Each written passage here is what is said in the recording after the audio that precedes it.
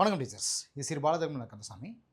TN dead அதாவது சிறப்பு ஆசிரியர்களாகட்டும், நம்ம ஜென்ரல் ஆசிரியர்களாகட்டும், இந்த டெட் எக்ஸாமில் பொறுத்த வரைக்கும் நாம் இனிமேல் என்ன பண்ண போகிறோம் அப்படின்னா, தேர்வு நோக்கில் இருக்கக்கூடிய பகுதிகள் தான் நம்ம பார்க்கணும். அது எக்ஸாம் பாயிண்ட் ஆஃப் வியூவில் இருக்கக்கூடிய கண்டென்ட் தான் பார்க்க போகிறோம். சும்மா பல கொலன்னு சொல்லிட்டு எல்லாத்தையும் படிச்சுட்டு போயிட்டு நம்ம 1000 பாயிண்ட்ஸ் படித்து ஒரு கேள்வி அதில் வரதுக்கு பதிலாக நம்ம என்ன பண்ணுறோன்னா, இப்போ இங்கே இருக்கிற சூழ்நிலையில் நமக்கு கிடைக்கக்கூடிய இந்த டைமில் வந்து நம்ம என்ன பண்ணுறோன்னா, எக்ஸாம் பாயிண்ட் ஆஃப் வியூவில் வரக்கூடிய முக்கியமான தகவல்கள் மட்டும் நம்ம பார்த்துக்குறோம். அதாவது எப்படின்னா, ப்ரீவியஸ் கொஷின்ஸ் இருக்குது இல்லைங்களா, அதிலிருந்து எடுக்கப்பட்ட சில டைட்டில்ஸ் தான்.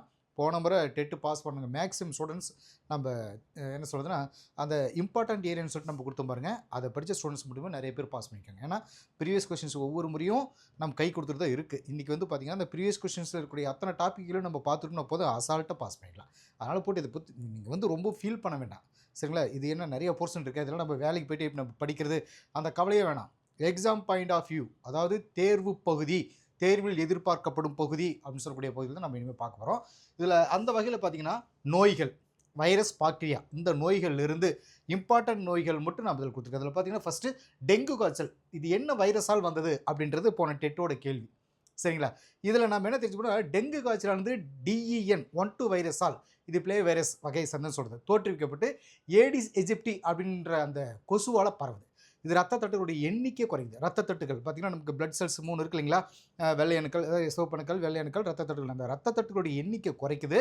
இந்த கொசுக்கள் தாங்கள் இருக்கிற இடத்துல இருந்து அதிகபட்சமாக 50 to 100 மீட்டர் சுற்றளவில் பரவக்கூடியது அப்படிங்கிறது இதை பற்றின ஒரு தகவல். முதல்ல வைரஸ் நோய்களை பற்றி பார்த்துக்கலாம். ஃபஸ்ட்டு மஞ்சள் காமாலை ஹெப்பாடைட்டிஸ் வைரஸ் ABCDE. இதனால், அதாவது இந்த இதுகளால், சரிங்களா, ஹெப்பாடைட்டிஸ் ஏற்படக்கூடிய ஆபத்தான மற்றும் இறப்பு ஏற்படுத்தக்கூடிய நோய் அப்படின்னு சொல்லப்படுது. இது அசுத்தமான நீர், அவரை பாதிக்கப்பட்டவருக்கு பயன்படுத்தப்பட்ட அந்த ஊசிகள், பாதிக்கப்பட்டவருடைய ரத்தத்தை பகிர்ந்துக்கிறது, இந்த மாதிரி மூலமாக இந்த நோய் பரவுதுன்னு சொல்கிறது. இதனால் வரக்கூடியது பசியின்மை, அதாவது அனோரெக்ஷியா அப்படின்னு சொல்கிறது. பசியின்மை, வாந்தி, சிறுநீர், கண்களில் மஞ்சள் நிறம் வர்றது, இப்படியெல்லாம் வந்து இந்த நோயுடைய முக்கிய அறிகுறிகள் அப்படின்னு சொல்லப்படுது. மூணாவது பார்த்திங்கன்னா, ரேபிஸ், வெறிநாய்க்கடி அப்படின்னு நம்ம சொல்கிறது. வெறிநாய்க்கடி, ரேபிஸ், அதாவது இது வந்து பார்த்திங்கன்னா இறப்பை ஏற்படுத்தக்கூடிய ஒரு அபாயகரமான நோயின்னு சொல்லப்படுது. நோய் தொற்று பார்த்திங்கன்னா நாய் மூலமாகவோ, முயல், குரங்கு, பூனை, இந்த விலங்குகள் கடிக்கிறது மூலமாகவே இது பரவுதுன்னு சொல்லப்படுது. நாய்களுடைய உமிழ்நீரில் இருக்கக்கூடிய வைரஸ்கள் வந்து பார்த்திங்கன்னா நரம்புகள் வழியாக மூளைக்குள்ளே நுழையுது. ஹெட்ரோபோபியா, அதாவது நீரை கண்டு பயம், சரிங்களா, இந்த மாதிரி நோயில் வர ஆரம்பிச்சிருது இந்த நாய்க்கடியில்.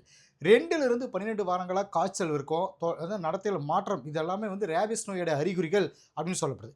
இதை எப்படி கட்டுப்படுத்தலாம் அப்படின்னு சொல்லி பார்த்தீங்கன்னா, ஆரம்ப காலகட்டத்தில் ரேபிஸ் நோயை கண்டுபிடிக்கிறது ரொம்பவே கஷ்டம் தான். ஒரு விலங்கு கடிச்சதுக்கப்புறம் பொதுவாக 2 to 12 வாரங்களில் நோய்க்கான அந்த அறிகுறிகள் வரலாம். சில சமயங்கள் அறிகுறிகள் வரத்துக்கு பார்த்திங்கன்னா 2 வருஷங்கள் கூட ஆகலாம், சரிங்களா? ஸோ அறிகுறிகள் வர்றதுக்கு முன்னாடி சரியான நேரத்தில் தடுப்பூசி போடுறது மூலமாக, இந்த நோயை தடுப்பூசி போடுறது மூலமாக தான் தடுக்கலாம் அப்படின்னு சொல்லப்படுறாங்க. அது என்ன தடுப்பூசி? நம்மளை பாதுகாக்கிறதுக்காக குழந்தை பருவத்திலே தடுப்பூசி, அது BCG, போலியோ, NMR அப்படின்னு சொல்லிட்டு அந்த மாதிரி தடுப்பூசிகள் போடுறாங்க பார்த்தீங்களா, அதுதான் வந்து சொல்கிறது. குழந்தைகளே அந்த நோய் எதிர்ப்பு சக்தியில் உள்ள இருந்தது அப்படின்னா இதெல்லாம் கொஞ்சம் சரி பண்ணிக்கலாம். அடுத்து சாதாரண சளி, அடிக்கடி நமக்கு பிடிக்கக்கூடியது ரைனோ வைரஸ், அதாவது ரைனோ அப்படின்னு மனசில் வச்சுக்கோங்க. இந்த ரைனோ வைரஸ் இதனால் பாதிக்கப்பட்ட உறுப்புகள்னு எடுத்துக்கிட்டோம்னா, மேல் சுவாச குழாய் பகுதி, அதாவது நாசி அறைகளில் வீக்கம். இதனுடைய அறிகுறிகள் பார்த்திங்கன்னா காய்ச்சல், இருமல், மூக்கிலிருந்து ஒழுகுதல், தும்மல், தலைவலி, இதெல்லாம் வரும். சரி, இப்போ அடுத்து இன்ஃப்ளூயன்ஸா மிக்ஸோ வைரஸ் அப்படின்னு சொல்கிறது. இன்ஃப்ளூயன்ஸா மிக்ஸோ வைரஸ், அதாவது இதனால் பாதிக்கப்படக்கூடிய அந்த உறுப்புகள் எடுத்துட்டோம்னா சுவாச குழாய், அதாவது தொண்டை மற்றும் நாசி பகுதியில் வீக்கம். இதோட அறிகுறிகள் காய்ச்சல், உடல்வலி, இருமல், தொண்டை வலி, சரிங்களா, நாசிலிருந்து அந்த வெளியேற்றம், அந்த இது நீர் திரம் வெளியேற்றல், மூச்சு திணறல், இதெல்லாம் சொல்லப்படுது. அடுத்து தட்டம்மை, ரூபெல்லா வைரஸ். ரூபெல்லா வைரஸ், அதாவது பாதிக்கப்பட்ட உறுப்புகள் எடுத்துட்டோம் அப்படின்னா சுவாச குழாய், அதே மாதிரி இதோட அறிகுறிகள் எடுத்துட்டோம்னா சிவப்பு புள்ளி மாதிரியான வீக்கம் இருக்கக்கூடிய தோற்றம், அல்லது தோலில் தடிப்புகள் வர்றது, இருமல், தும்மல், கண் சிவப்பாறு, இதெல்லாம் சொல்கிறாங்க. அடுத்து மம்ஸ், பொண்ணுக்கு வீங்கின்னு சொல்கிறது. மிக்ஸோ வைரஸ் பரோடிட்டிஸ் அப்படின்னு சொல்கிறது. மம்ஸ், MUMSன்னு சொல்கிறது.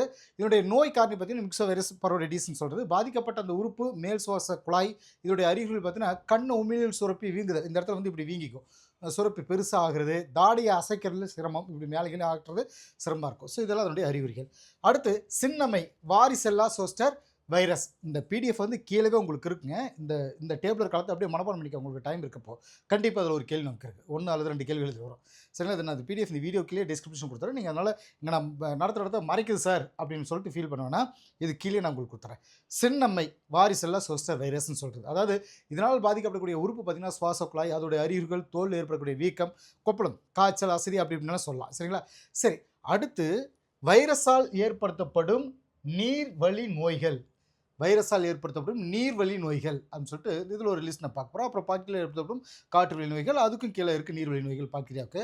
இப்போ வைரஸால் ஏற்படுத்தப்படும் நீர்வழி நோய்கள்னால் போலியோ மைலிட்டிஸ், போலியோ வைரஸ் அப்படின்னு சொல்கிறது. சரிங்களா? இது வந்து வரிசையாக பார்த்தீங்கன்னா போலியோ மைலிட்டிஸ் இதனுடைய நோய் காரணி, இந்த நோய் பரவுற முறை, நோய் தொற்று துளிகள், அதாவது மூக்கு தொண்டையிலிருந்து சளி வர்றது, மாசடைந்த நீர், உணவு, பால் இது மூலமாக பரவுறது தான். இதனால் பாதிக்கக்கூடிய உறுப்புகள் எடுத்துக்கிட்டோம்னா மத்திய நரம்பு மண்டலம் சொல்லப்படுது.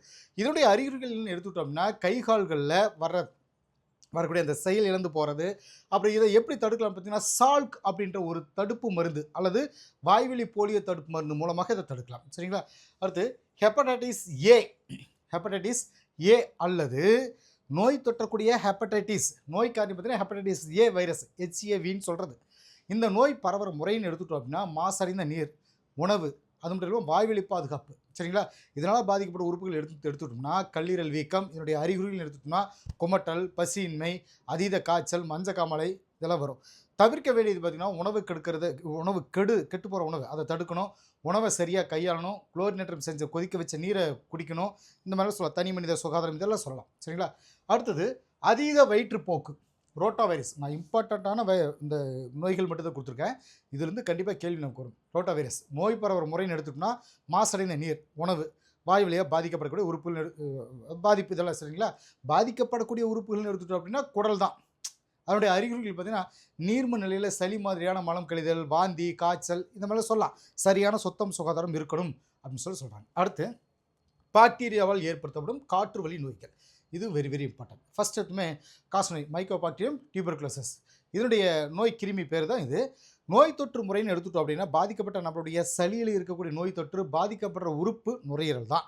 சரிங்களா? இதோடைய அறிகுறிகள்னு எடுத்துட்டோம்னா தொடர்ந்து இருமல் இருந்துகிட்டே இருக்கும், நெஞ்சு வலி, உடல் எடை குறைவு, பஸ் இல்லாமல் போகிறது இதெல்லாம் வரும். அடுத்து தொண்டை அழற்சி நோய், டிஃப்தீரியே அப்படின்னு சொல்லக்கூடியது. அதாவது இதுக்கான நோய் காரணி பார்த்திங்கன்னா கோர்னிபாக்டீரியம் டிஃப்தீரியன்றது தான். கோர்னிபாக்டீரியம் டிஃப்தீரியன்னு சொல்கிறது. சரிங்களா? நோய் தொற்று முறை பார்த்திங்கன்னா நோய் தொற்று துளிகள், துளி உட்கருக்கள் இதனால் பாதிக்கக்கூடிய உறுப்புகள் எதுன்னு பார்த்திங்கன்னா மேல் சுவாச குழாய் பகுதியில் சொல்லப்படுது. மூக்கு, தொண்டை இதனுடைய அறிகுறிகள் காய்ச்சல், தொண்டை வலி, அப்புறம் காற்று வெளியில் அடைப்பு இதெல்லாம் வந்து சொல்லலாம். சரி, இப்போ அடுத்த நோயாக பார்த்திங்கன்னா கக்குவான் இருமல், பெட்ரோடெல்லா பெடிசிஸ் அப்படின்னு சொல்கிறது. அதாவது இந்த நோய் தொற்று முறைன்னு எடுத்துகிட்டுன்னு வச்சுக்கோங்க, நோய் தொற்று துளிகள் நேரடியாக தொடர்பு கொள்கிறது. பாதிக்கப்படக்கூடிய உறுப்பு பார்த்திங்கன்னா சுவாச குழாய் பகுதியில் வருது. இதனுடைய அறிகுறிகள் பார்த்திங்கன்னா மிதமான காய்ச்சல் இருக்கும், அதீத இருமல், கடைசியில் கூச்சல் மாதிரியான உரத்த குரலில் மூச்சு உள்வாங்கிறது இந்த மாதிரி வர ஆரம்பிச்சிடும். அடுத்து பாக்டீரியாவினால் ஏற்படுத்தப்படும் நீர்வழி நோய்கள் அப்படின்னு சொல்லிட்டு பார்ப்போம். நீர்வழி நோய்கள் இதில் பாருங்கள். ஃபஸ்ட் எதுவுமே காலரா, அதீத வயிற்றுப்போக்கு நோய், விப்ரியே காலரேன்னு சொல்கிறது. இதில் என்ன பார்க்கணும்னா காலரா வந்து இதனுடைய நோய் காரணி பேர் தான் விப்ரியே காலரே.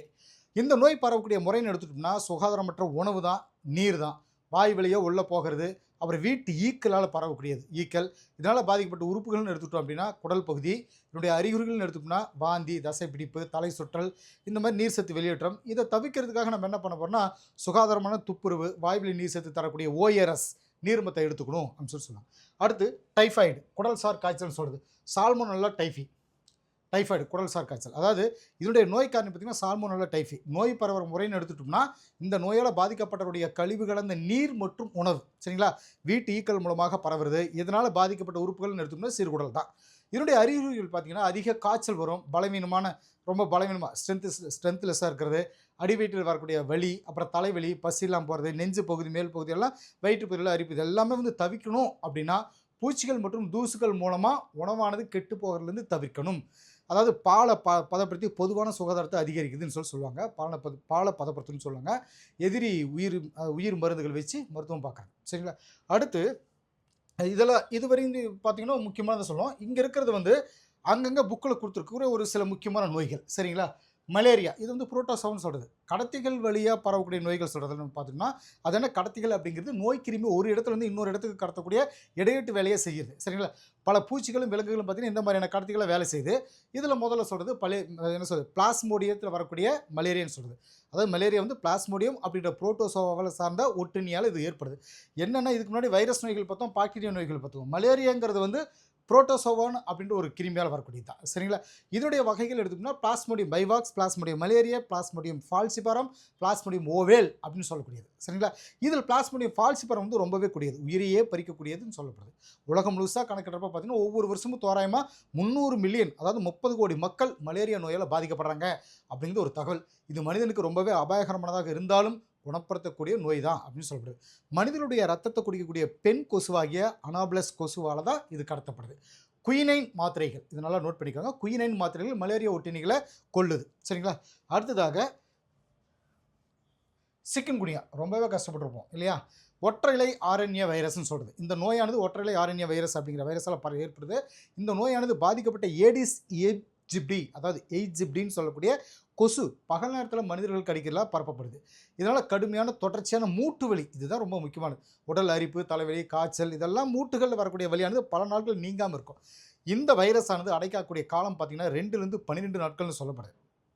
குளிர், அதிகமான காய்ச்சல், வாந்தி, மயக்கம், தலைவலி, தொடர்ச்சியான மூட்டு வலி, நடக்கிறதே கஷ்டமாக இருக்கும் ஒரு மாதிரியான ஒரு உணர்வு. சரிங்களா? அப்படின்னு இது எல்லாமே வந்து இதனுடைய அறிகுறிகள். நெக்ஸ்ட்டு பார்த்திங்கன்னா பிளேரியே அப்படின்னு சொல்லக்கூடிய பிளேரியே அதாவது ஒச்சரேரியா பான்கிராப்டி அப்படிங்கிற புழு பிளேரியா. இந்தியாவில் பிளேரியா ஒரு முக்கியமான ஆரோக்கியம் சார்ந்த பிரச்சனை சொல்லப்படுது. இந்த நோய் நூல் மாதிரியான புழுவாகிய நெமட்டோட்டுகள் ஒச்சரேரியா பான்கிராப்டி அப்படின்ற புழுவால் ஏற்படுது. முதிர்ச்சி அடைஞ்ச இந்த புழுக்கள் ஏற்படுதுன்னு சொல்கிறீங்களேன். முதிர்ச்சி அடைஞ்ச இந்த புழுக்கள் பார்த்திங்கன்னா பொதுவாக மனிதனுடைய நிணநீர் மண்டலத்தில் காணப்படுது. சரிங்களா? கியூலக்ஸ் அப்படின்ற கொசு இனம் கடிக்கிறது மூலமாக இது கடத்தப்படுது. பிளேரியா புழுடைய அடைக்காக்கிற காலம் நாட்கள் பார்த்திங்கன்னா 8லேருந்து 16 மாதங்கள்னு சொல்லப்படுது. இந்த காலகட்டத்தில் கடுமையான தொற்று, காய்ச்சல், நிணநீர் சுரப்பிகள் வீக்கமடையுது அப்படின்னு இது எல்லாமே அதனுடைய அறிகுறிகளாக தெரியும். நாள்பட்ட தொற்று முக்கிய வெளிப்பாடாக யானைக்கால் நோயாக மாறுது. இது கால்கள், விரைப்பை, கரங்கள் எல்லாமே அதிகமாக பாதிக்குதுன்னு சொல்லுவாங்க. சரிங்களா? அடுத்த பார்த்திங்கன்னா விலங்குகளால் பரவக்கூடிய நோய்கள் ஒரு 2 மட்டும் பார்த்துக்கலாம். என்ன அப்படின்னா இது முதல்ல பன்றி காய்ச்சல் சொல்லுவோம். பன்றி காய்ச்சல்ங்கிறது முதல்ல இந்த நோயை உருவாக்குற வைரஸானது பன்றிகள்கிட்ட இருந்து உருவானதுனால பன்றி காய்ச்சல் அப்படின்னு இதுக்கு பேர். நோய் தடுப்பு ஆற்றல் மண்டலம் பலவீனமாக இருக்கிறவங்களுக்கு இந்த நோயோட பாதிப்பு ரொம்பவே ஈஸியாக சீக்கிரம் பரவிடும் அப்படின்னு சொல்லுவாங்க. இந்த வைரஸ் ஆனது சுவாசத்தில் வந்து தீவிரமாக பாதிக்கிற அந்த வைரஸ்ன்னு சொல்லப்படுது.